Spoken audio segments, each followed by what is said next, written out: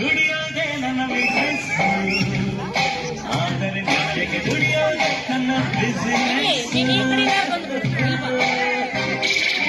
ಕುಡಿಯದಿದ್ದರೆ ಈ ಜನ ನಡೆಯಲಾರದೋ ಜೀವನ.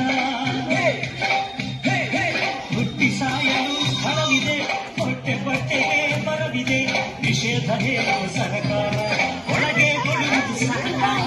ಸರಕಾರದಲ್ಲಿ ರೂಲ್ಸ್ಗಳು, ಅಲ್ಲದೆ ಇಲ್ಲದ ಕಂಬಗಳು.